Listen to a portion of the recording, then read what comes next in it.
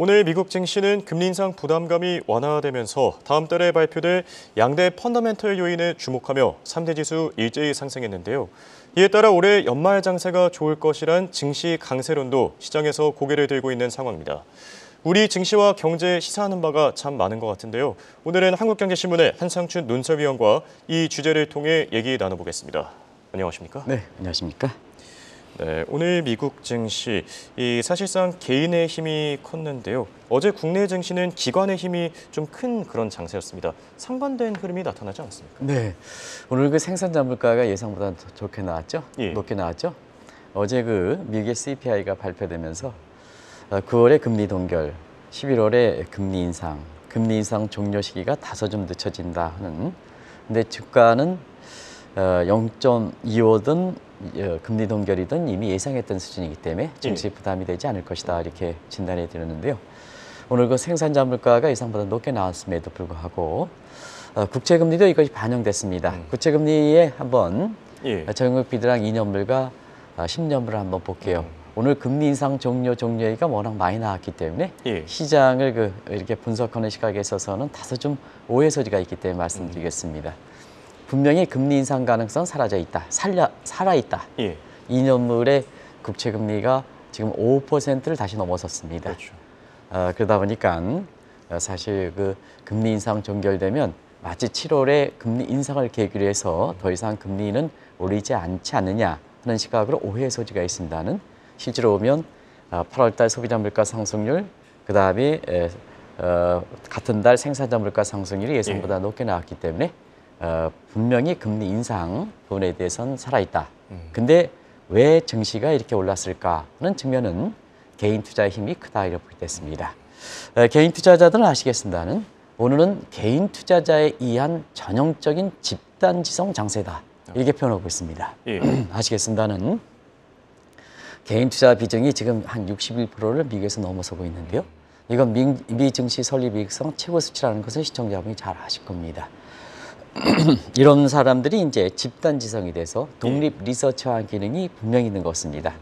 그래서 증권사학의 미국은 골드만삭스라든가 이런 사람이 뭐 JP 모건이라든가 이런 것이 이제 금리 인상 종료 시사했다 뭐 이렇게 한다 하더라도 사실상 집단지성에 한 개인 투자가들이 기관 투자가의 전망 보고서를 그렇게 무시하는 분위기다 이렇게 보겠습니다. 그래서 과거에는 개인 투자가들이 아싸에서 아싸로 머물렀는데요. 지금 아싸에서 인싸가 되는 모습이다 하는 것을 말씀드리겠는데요. 죄송합니다. 요즘 날씨가 추워지고 있습니다. 개인 투자가들이 지금은 금리 인상 가능성이 분명히 사라져 있어도 펀더멘탈을 더 중시한다 하는 것을 말씀드리겠습니다. 그래서 오늘은 개인 투자자에 의한 펀더멘탈 장세다 하는 것을 말씀드리겠는데요.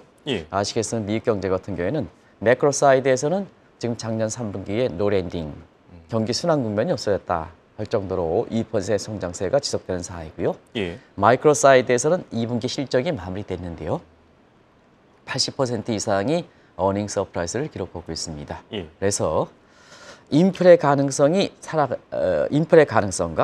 추가 금리 인상 가능성이 사라져 있습니다는 개인 투자가들이 이걸 무시하고 펀더멘탈에 더 이렇게 치중하는 상태에서 미 증시가 올랐다 이렇게 보시면 되겠습니다. 알겠습니다. 자, 오늘 월가 분위기를 보면은 흥미로운 발언이 하나 있습니다. 조지 소로스보다 역시나 워런 버핏이다. 자, 이런 말이 많이 돌았는데요. 이런 시각은 지금 월가에서 왜 나오고 있는 겁니까? 네, 오늘 사실은 증시의 입장에서는 갈림길이었었죠. 그럼에도 불구하고 잭슨 홀 미팅 이후에 홍 앵커랑 강승민 캐스터랑 같이 전해준 쭉 내용을 보니까 투자 그루들 사이에서는 앞으로 증시를 보는 시각이 상당히 엇갈렸습니다. 그중에서도 미국의 월가에서 가장 그렇게 투자 그루에서 양대 축에 해당되는 사람이 워렌 버핏과 조지 소로스거든요. 그렇죠. 그래서 잭슨 홀 미팅에서 연말 내지는 그 이후 증시까지 워렌 버핏은 앞으로 주가가 올라갈 것이다 하는 낙관론에 이렇게 보인 데 반해서 조지 소로스는 아시겠습니다는 앞으로 주가가 떨어진다.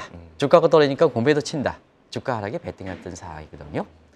그러나 오늘 미국 증시가 이렇게 개인 투자가 힘에 의해서 올라가다 보니까 역시 워렌 버핏이다.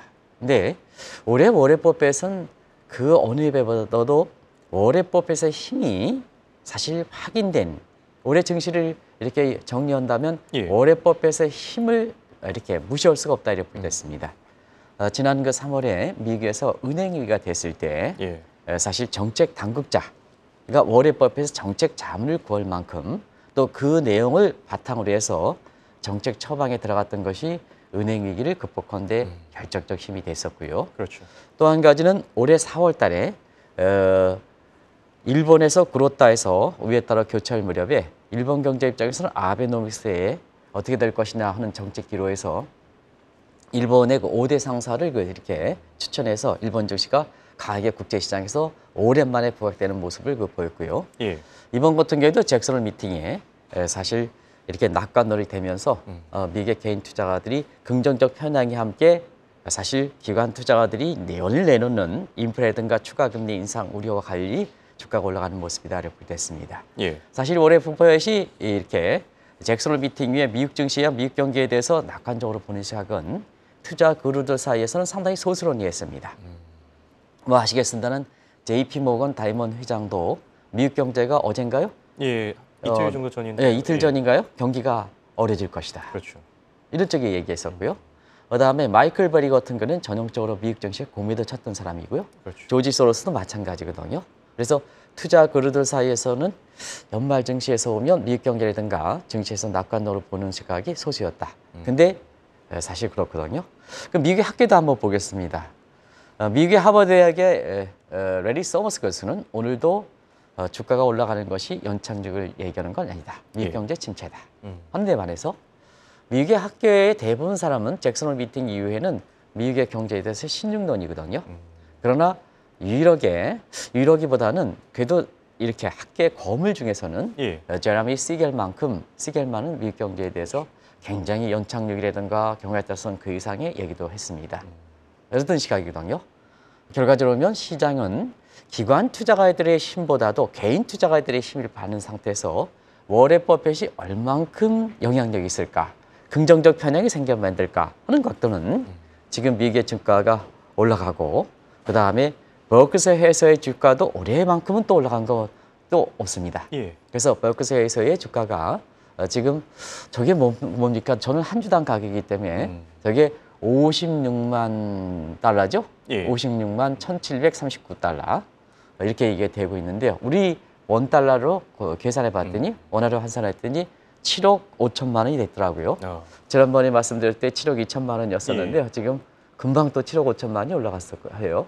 그만큼 워렌 버핏의 시장의 장악력 때문에 편입 비율이 높은 워렌 버핏이 높은 쪽으로 주가가 긍정적 편향이 되다 보니까 예. 버크셔 회사의 일반적으로 운영 성과가 굉장히 뛰어난 상태에서 버크셔 회사가 그것이 클래스 A든 클래스 B든 전부 주가가 올라가는 모습을 보였다. 이게 지금의 미국 정세다. 이렇게 보겠습니다. 예, 알겠습니다. 그리고 오늘 펀더멘털 요인이 더욱더 부각됐다고 합니다. 다음 달에 발표될 양대 지표가 워낙 좋게 나올 것이다. 월가에서는 이런 시각들이 나오고 있는데요. 어떻게 보십니까? 네, 인플레 살아있고 오늘 생산자 물가, 어제도 소비자 물가도 올랐지 않습니까? 그렇죠. 3.2% 3.7%로 오늘도 생산자 물가가 향후에 소비자 물가에 반영될 수 있는 생산자 물가가 올랐지 않습니까? 그렇죠. 그런 측면에서는 인플레 우려가 살아있고 그다음에 추가 금리 인상도 살아있는데 예. 왜 오늘 개인 투자가들에서 사실 펀더멘탈 장세가 됐을까 하는 측면은 다음 달에 양대 펀더멘탈 지표가 발표되죠. 시청자 여러분도 다 아실 겁니다. 매년 10월 달에 발표되는 3분기의 미국 경제 성장률과 3분기의 기업들의 실적은 연말 장세를 좌우했다. 그런 측면에서 다음 달에 발표된 양대 지표를 주목하고 있는데요. 아시겠지만 다음 달 10월 말에 3분기의 성장률 속보치 어드밴스가 발표되고요. 다음 달부터는 아시겠습니다는 3분기 기업들 실적이 본격적으로 발표되고 있죠. 그리고 주요 기업들은 지금 이달에 프리 어닝 시즌을 맞고 있습니다. 프리 어닝 시즌의 내용을 조금 이따 말씀드리겠습니다. 예. 그런 과정에서 사실 지금 10월 달에 발표되는 3분기에 이렇게 성장률과 기업들 실적에 지금 나오는 예상치를 보면 시청자 여러분 아시겠습니다는 성장률과 관련된 이렇게 속보치를 내놓은 애틀란타 GDP 나오고 같은 경우는 3분기 성장률 속보치를 5.9%까지 끌어올리고 있습니다. 5.9%는 워낙 높은 수준이다 하는 것을 예. 말씀드리겠는데요. 우리가 2분기 우리나라의 성장률이 지금 플러스 전분기 대비 0.6%입니다. 이걸 미국식 방식으로 정기비 연율로 때리면 에스터리크 4승 때리면 2.4% 정도 나오거든요. 근데 5.9%다 하면 2.4%, 2배 이상 되지 않습니까? 그렇죠. 이게 미국 경제입니다. 미국 경제입니다. 그렇게 이제 나오는 상태거든요. 그리고 3분기의 실적은 종전과 다릅니다. 종전은 코로나 사태 때문에 예상치가 워낙 낮았습니다. 예. 그래서 실적치가 좋았기 때문에 예상치가 낮은 상태 실적치가 좋았기 때문에 어닝 서프라이스를 기록했던 것이 자 지금 마무리되고 있는 2분기 실적까지의 모습이었었거든요. 근데 3분기 실적에 나오는 걸 보면 대체로 보면 종전과 달리 예상치까지도 높게 올라가고 있습니다. 이게 종전과 다른 점이거든요. 그렇죠. 종전은 예상치가 낮은 상태에서 실적치가 오는 상태에서 어닝 서프라인데 이번에는 코로나 이후에 오랜만에 예상치까지 올라가고 있습니다. 이런 상태거든요. 그런 과정에서 연말 장사를 자원은 펀더멘탈리 이렇게 예상되다 보니까 뭐 추가 금리 인상, 인플레 우려가 있다 하더라도 예. 이걸 딛고 개인 투자가 입장에서는 낙관날의 베팅은 워렌 버핏의 베팅하는 시각을 보이는 거죠. 그리고 올해는 팬데믹 첫 해입니다. 팬데믹 첫 해에서 억눌렸던 이러한 그 소비 심리가 지금 미국 경제 굉장히 좋지 않습니까? 그런 과정에서 보면 11월 달에 땡스기빙 추수감사죠. 예. 12월 달에 크리스마스 계절적으로 있는데요. 이 요인도 올해는 그렇게 나쁘지 않다. 제가 가장 신중하게 맞을 겁니다. 그렇게 나쁘지 않다. 그러면 연말에서 보면 뭐 4분기 성장률 같은 경우는 내년에 발표되거든요. 예. 4분기 기업들 실적은 내년에 발표되죠. 그러면 자 올해 연말까지 펀더멘탈 측면에서 3분기 성장률, 그다음에 기업들의 실적 좋아. 또 계절적으로 보면 11월 땡스기빙 좋아. 크리스마스 좋아. 그러다 보니까 연말 장세에 이렇게 워렌 버핏의 계약대로 낙관론에 베팅하는 시각이 오늘 미국 증시에서 보였다는 걸 말씀드리겠습니다. 예. 사실 2년 전에 바이든 대통령이 취임할 당시만 해도 미국의 경제 상황 녹록지 않았습니다. 그런데 왜 이렇게 갑자기 튼튼해진 겁니까? 역대 미국의 대통령 중에서 예. 바이든 정부 취임 전에 가장 난제를 겪고 있다. 1930년대 대공황은 경제적 측면이지만 정치 문제까지 결부돼 있고 또 중국이라는 추격 변수가 있었기 때문에 예. 오히려 최대 난제였다. 어. 근데 지금 2년 후가 지난 시점에서 왜 미국 경제가 이렇게 부각될까 하는 측면은 잠시 왜 2년 전에 들어가서 취임 초기에 바이든 정부 때 한번 보겠습니다. 이때 트럼프의 저주 때문에 민주주의 붕괴됐죠. 민주주의의 상징이 미 의회가 점령당한 예, 사건이 그렇죠. 발생했지 않습니까? 그리고 시장 경제, 자본주의도 붕괴됐다. 이런 쪽에 얘기가 나왔었거든요. 미국 경제의 상대 강점이고 미국의 팍스 아메리카 시대를 냈던 민주주의 강점, 시장 경제 강점, 자본주의 강점이 사실은 취임 초기에 흔들렸었죠. 그래서 이때는 남북전쟁 시절의 링컨, 그다음에 대공황제 루즈벨트보다 더 어려운 상황이었다 이렇게 됐습니다. 그리고 경제 측면에서는 경제가 아주 코로나 사태라든가 이런 특수한 얘기지만 지난한 경제였죠. 그걸 스네이크 경제다 하면서 있을 수 있는 경제 전망은 다 나왔지 않습니까? 예. 그때 한번 보면 L자형, V자형, W자형, 스네이크형 뭐 다 나왔지 않습니까? 경착륙, 연착륙, 뭐 디프레션, 스태그플레이션 다 나왔지 않습니까? 이 자체가 굉장히 미국 경제를 어렵게 했다 이렇게 됐습니다. 그리고 중국잖아요. 중국과 관련돼서도 예. 사실 중국의 추격이 턱 밑까지 왔었죠. 그래서 골드만삭스 같은 경우에는 2027년, 요거 이제 좀 2027년으로 바꾸겠습니다. 2027년에 중국의 추격을 당할 거다. 나라 한 폭으로 이렇게 됐습니다. 근데 지금 시청자분이랑 같이 한번 평가해 보겠습니다. 미국이 경제가 좋죠. 그래서 지난번에 언젠가 2개월 전에 미국 경제는 뭐가 해도 된다. 중국 경제는 뭐가 해도 안 된다. 예. 이게 경제적 패권 상태에서는 팍스 아메리카의 부활. 그다음에 지금 달러 인덱스 같은 경우에도 오늘 달러 인덱스가 올라갔을 겁니다. 아마 7월에 99에서 지금 104를 넘어서 105 정도로 가고 105 정도로 갔죠. 엔달러 환율도 그래서 이게 금리 인상 가능성이 사라져 있다는 얘기입니다. 이게 많은 사람들이 금리 인상 가능성이 8월 소비자 물가로 없어졌다 이렇게 하는데요. 9월 달 금리 동결한다. 근데 헤드 페이크 문제가 실체가 정리가 되면 11월 달에 0.25% 오른다. 다만 0.25% 예상되는 수준이기 때문에 증시에 영향을 미치지 못한다. 이런 쪽으로 이게 정리할 시각이 있지 않냐 생각합니다. 예. 엔달러 환율도 엔화 투자하시는 많은 분이 있습니다는 엔달러 환율이 제자리에 왔습니다. 147대 중반까지 올라왔습니다. 이런 모습이 되거든요. 이런 과정에서 팍스 아메리카나 재현, 달러 임페리얼 서클 재현, 이만큼 2년 후가 지난 시점에서 바이든 정부, 미국 경제가 부활되고 있다 이렇게 됐습니다.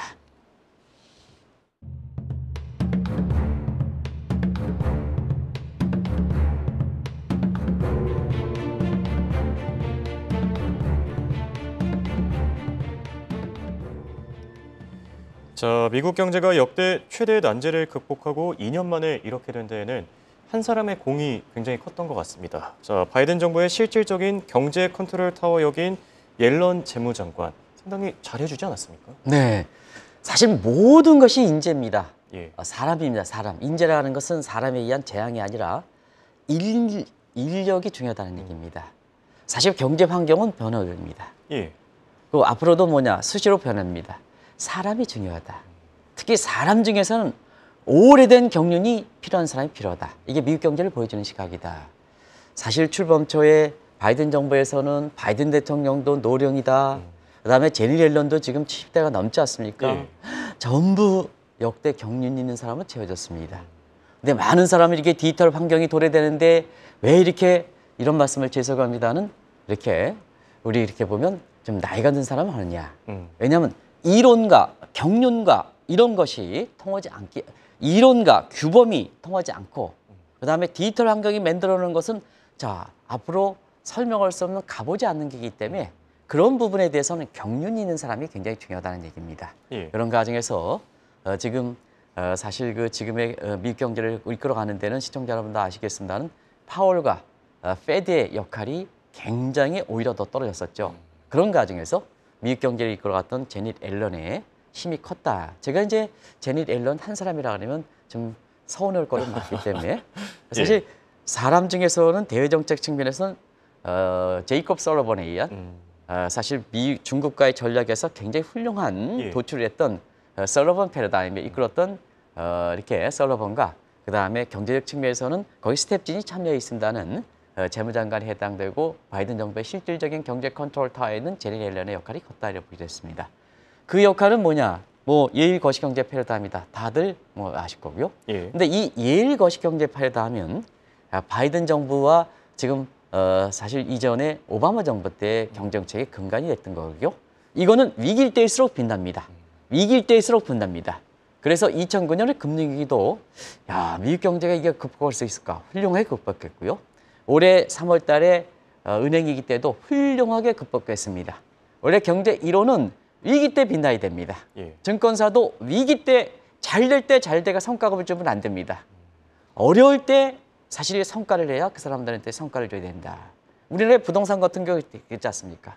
글로벌 부동산 했던 사람들 지금 전부 엉망 터지고 있는데요.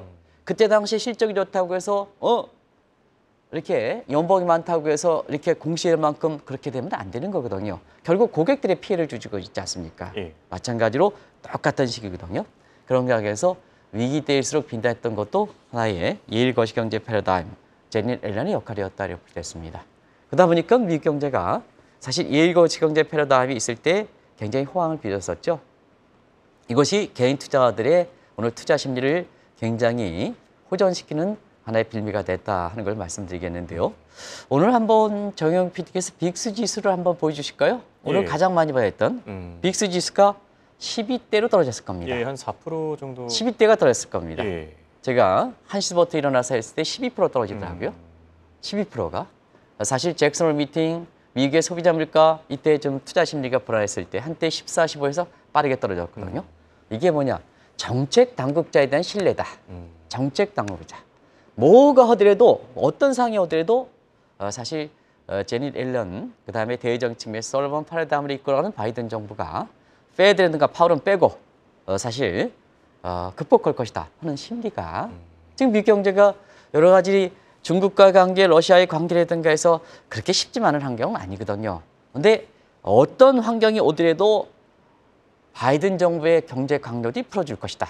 투자 심리 개선, 예. 주가 올라가 이렇게 되는 거죠.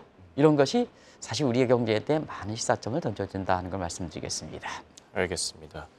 자, 지금 어제였었죠. 충격적인 발표가 하나 있었습니다. 우리나라 국가 채무가 무려 1,100조 원에 육박한다. 사실 미국 쪽 상황도 심상치 않은데 옐런 재무장관은 이런 문제 어떻게 풀어가고 있습니까? 네, 이런 문제는 그 정치적으로 해석하시지 좀 많기 바랍니다. 예. 재정 지출 이렇게 규모를 볼 때는 사실 문재인 정부 때는 많이 썼습니다. 제가 우리 서 작가가 또 이렇게 극단적인 표현을 쓰지 말라 해서 순화적으로 말씀해 예, 많이 알겠습니다. 쓰였습니다. 음. 그냥 내 존칭어까지 하겠습니다. 많이 쓰였습니다. 빈대서 많이 쓰였습니다. 추경 편성이 얼마나 남발했습니까? 많이 썼습니다. 근데 현 정부 들어와서는 재정 지출을 많이 줄였습니다. 그럼에도 불구하고 우리 국가 채무가 이렇게 많이 1,100조까지 되고 있습니다. 그런 과정에서 지금 또다시 재정준칙 피스컬 룰 문제가 다시 부각되고 있는데요. 예. 지금 재정준칙을 설립하자 추경호 팀입니다. 근데 이걸 하지 말고 추경 편성해서 다시 경기를 부양하자. 이게 야당입니다. 그러면 자, 미국은 어떤 문제가 됐을까? 일단 국가 채무 문제는 한국보다 더 심하죠. 예. 우리는 국가 채무 비율이 GDP에 대해서 50%대인데요. 여기는 100%대입니다. 부채 비율이 우리보다 더 큰 국가가 어떻게 풀어갈까? 일단 부채에 대해서 절대 부채가 1,100조 했다고 해서 이거에 대한 논란을 한번 보겠습니다. 예. 성장률이 이자율만 높으면 국가 채무가 절대 순위 문제가 되지 않습니다. 이 문제를 꼭 좀 말씀드리겠습니다. 예. 두 번째, 궁극적으로는 재정 지출을 줄여야 됩니다. 궁극적으로는 우리 후손 세대를 위해서는 반드시 재정 지출을 줄여야 됩니다. 그런 과정에서는 재정 지출을 줄이면 경기 문제가 있기 때문에 제3의 아이디어가 나오는 거죠. 페이고라든가 간지연이라든가 이런 정책이 나오고 있습니다. 예. 한국은행의 사실 비오케 모델 보면 우리나라도 재정 지출이 사실 재정 지출의 승수 효과가 요건 이제 케인지언의 승수 효과입니다. 과거 1930년대 미국 같은 경우는 3.6배였었는데요. 우리나라도 한 2배 이상 됐었습니다. 고도 성장기에는. 근데 지금 뭐냐? 우리 미국 같은 경우는 1 정도로 줄어들고 그다음에 우리는 0.87 정도로 떨어지고 있습니다. 예. 정부 소비와 정부 투자성 경비는 어떤 것에 따라 다릅니다는 평균적으로 보면 자 0.8 정도로 떨어졌습니다. 그러면 재정 지출의 케인지언의 정책과처럼 단순히 지출에 의해서 경기 부양 효과가 떨어진다는 얘기거든요. 그럼 예. 제3의 섹터를 광고해줘야죠. 환경이 그랬으니까 제3의 섹터를 광고해야죠. 요게 제니 옐런의 국가 채무에 대한 봉착이다 이렇게 됐습니다. 근데 재정이라는 건 두 가지 원칙이 있습니다. 양출 재비 원칙입니다.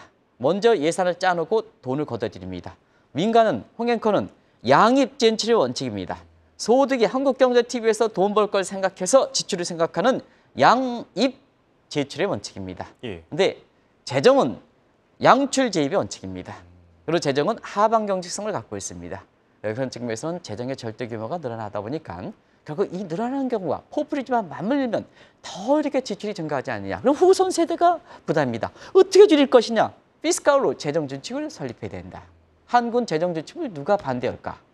시청자 여러분 한번 또 이렇게 누가 한다 그러면 또 이렇게 반발을 일으키니까 뭐 거대 여당이 반박하는 거죠. 이런 과정에서 어떻게 풀어가는지 어제 우리나라의 국가 채무가 절대 수준이 나왔기 때문에 예. 이렇게 미국의 그 예일 거시경제 패러다임을 주도하고 있는 제니 옐런은 어떻게 풀어갈까? 우리보다 더 심각한 국가는 어떻게 풀어갈까? 정책 당국자에서 많은 시사점을 던져주는 것이 아닌가 생각합니다. 예. 미국 얘기 조금 더 해보겠습니다. 미국이 경기 침체에 빠지고 인플레이션이 재발한다고 하더라도 개인 투자자들은 그렇게 크게 걱정하지 않는다고 하는데 이런 시각은 왜 나오는 겁니까? 네, 그게 이제 인플레 재발 우려가 있고 추가 금리 인상하더라도 개인 투자에 더 이상 연연하지 않는다. 왜 그럴까 하면 그림 한번 보여주시기 바랍니다. 간단히 하겠습니다. 예. 우리가 지난번에 IR 인플레 감지법을 해서 법인세 15% 떨어뜨려 세금 감면 추겨 규제 완화해 이렇게 해서 창의와 혁신을 북돋는다는 의미입니다. 그러면 저 공급 축구 에그레이트 서프라이 거부선이 AS1에서 AS2로 우측으로 이동한다는 의미입니다. 그러면 성장률 올라가죠. 그렇죠. 물가는 떨어지죠. 예. 그러다 보니까 지금 앞으로 인플레 우려가 돼, 재벌 우려가 돼, 인플레 떨어지니까 잡을 수가 있다. 경기 침체 우려다, 서프라이 사이드가 오르니까 경기 성장 올라가. 개인 투자 입장에서는 정부만 신뢰하면 지금 앞으로가 어떤 상황이 닥친다 하더라도 사실 이것을 극복할 때 있다. 이런 심리가 나오는 거죠. 그게 바로 오늘 주가를 끌어올렸던 배경이다 하는 걸 말씀드리겠습니다. 네, 알겠습니다.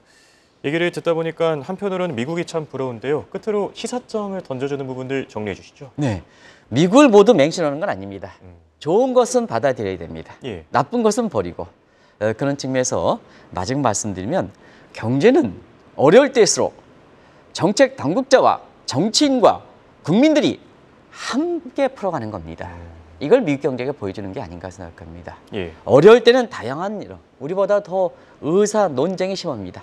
근데 국력을 한 곳에 모을 때는 공화당도 협조하지 않습니까? 그게 우리나라에 올해 3월 달에 은행이 예, 때도 그렇죠. 공화당이 전폭적으로 협조를 했지 않습니까? 내년에 대선가 있는데도 불구하고. 그러면 개인 투자 입장에선 정책의 수용책입니다. 바이든 정부의 신뢰가 있다 보니까 결과적으로 보면 주식은 올라갈 수밖에 없죠. 근데 한국 경제 한번 보겠습니다.